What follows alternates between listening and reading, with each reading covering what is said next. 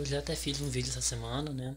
Postei ontem, mas eu decidi fazer um novo vídeo para primeiramente deixar claro que a minha opinião, né, que eu dei ontem, ela se refere à atitude, como eu me referi ao outro protesto, que teve quebra de imagens, teve introdução de símbolos sagrados em partes íntimas e, enfim, que não foi um ato da parada LGBT, mas que acabou sendo publicado junto imagens dizendo que era. E como eu já falei com isso, eu não concordo, eu achei ofensivo, achei desnecessário, mas enfim, o que eu tinha para falar sobre isso eu já falei. Mas aconteceu uma outra coisa junto, né, o que foi publicado junto. E quando eu fiz aquele vídeo, então eu só tinha recebido algumas imagens pelo WhatsApp, eu só tinha recebido é, realmente algumas indagações de pessoas amigas minhas e não tinha visto ainda no Facebook as publicações sobre o assunto, não tinha conversado melhor sobre o assunto para me inteirar no que realmente tinha acontecido. Então agora eu quero falar sobre realmente o que aconteceu na parada LGBT de São Paulo e qual a minha opinião sobre isso.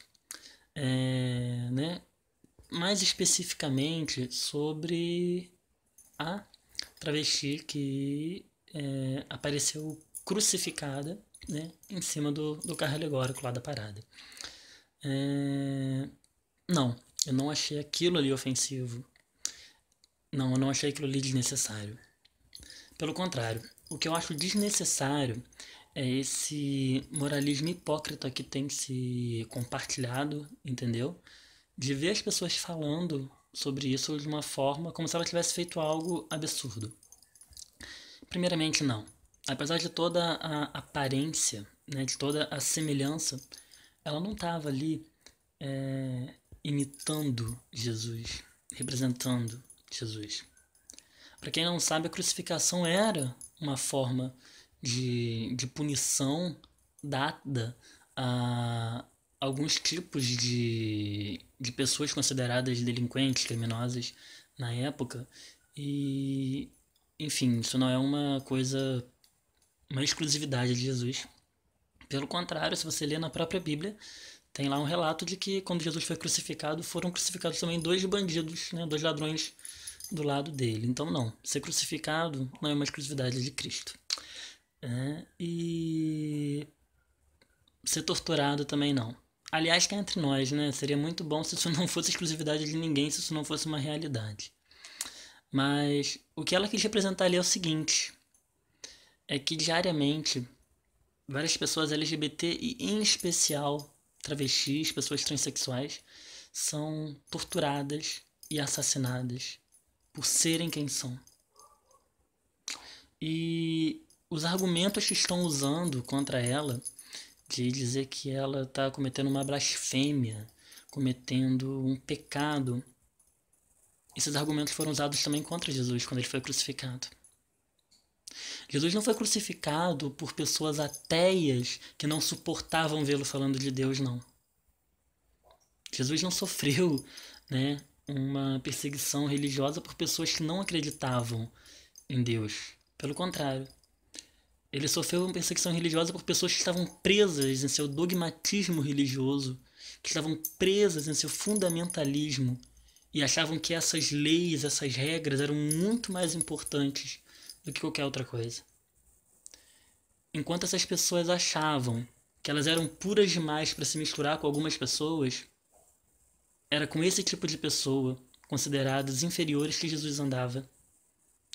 Quando essas pessoas achavam que elas tinham que seguir a regra ali, a risca, né, várias regras religiosas escritas pelos seus sacerdotes antepassados, né, por Moisés, por vários outros profetas, Jesus dizia que as leis elas se limitavam a duas, elas se resumiam em duas: amar a Deus acima de todas as coisas e amar ao próximo como a si mesmo. Enquanto aquelas pessoas ali estavam achavam que, por exemplo, no sábado não poderiam fazer nada, Jesus oferecia amor, cura. Ele oferecia o seu dom divino, entendeu? Nesses dias. E em qualquer outro dia, né? Eu tô usando um exemplo porque isso já aconteceu. Ele foi questionado por ter curado uma pessoa num dia de sábado que era considerado um dia de descanso, um dia sagrado onde ele não devia fazer nada. E então Cristo, ele foi um profeta e ele foi revolucionário. Cristo veio num tempo em que ele veio indagar o dogmatismo religioso, veio indagar o fundamentalismo religioso do judaísmo na época, né, da religião na qual ele estava inserido na época. E ele deixava com que o amor, tanto o amor que ele tinha por Deus, e aí o quesito de se ele era o próprio Deus ou não é uma coisa que eu não vou entrar porque a minha visão religiosa é outra. E na minha visão religiosa, sim, Jesus era o próprio Deus como todos nós somos. Porque Deus, para mim, é uma coisa que está presente em tudo e em todos. Mas o que ele pregava era amor a Deus acima de todas as coisas e o amor ao próximo como a si mesmo. Ele não só pregava como vivia isso. E Jesus, ele andava com as pessoas que eram mais humilhadas, mais desprezadas pelos religiosos da época. Eu tenho certeza que se Jesus viesse hoje, nos nossos tempos, ele seria o tipo de profeta que criticaria esse comércio da fé que é feito, entendeu? Esse comércio no qual se tornaram as igrejas que dizem seguir ele. Jesus andaria junto com negros, prostitutas, gays, lésbicas, travestis. Ele andaria junto com essas pessoas que ainda sofrem, entendeu? Esses preconceitos ridículos, entendeu? Que são o racismo, são a transfobia, são a homofobia, entendeu? Essas pessoas estigmatizadas, essas pessoas desprezadas, é com elas que ele andaria.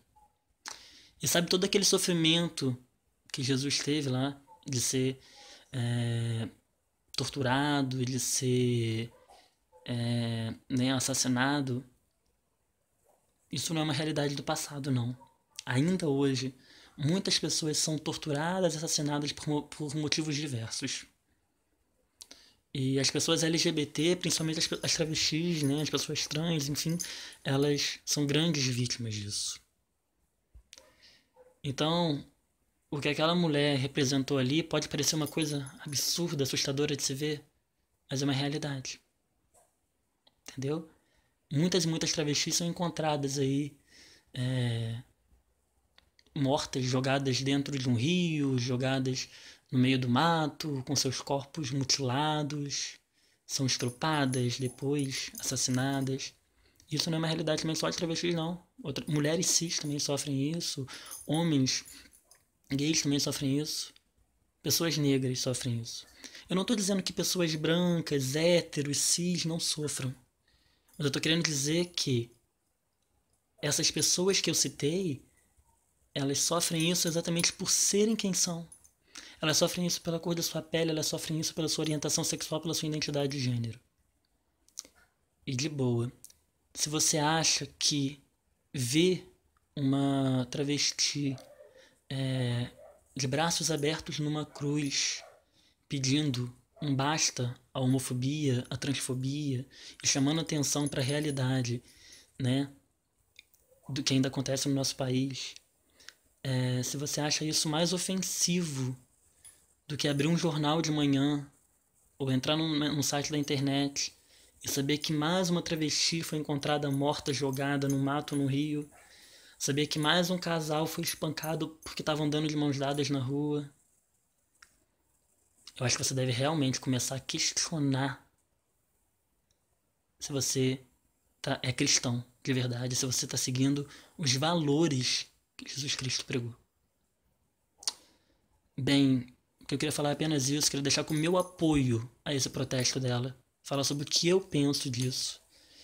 E, enfim, eu torço de verdade para que um dia, não que a gente tenha um mundo mais cristão, não.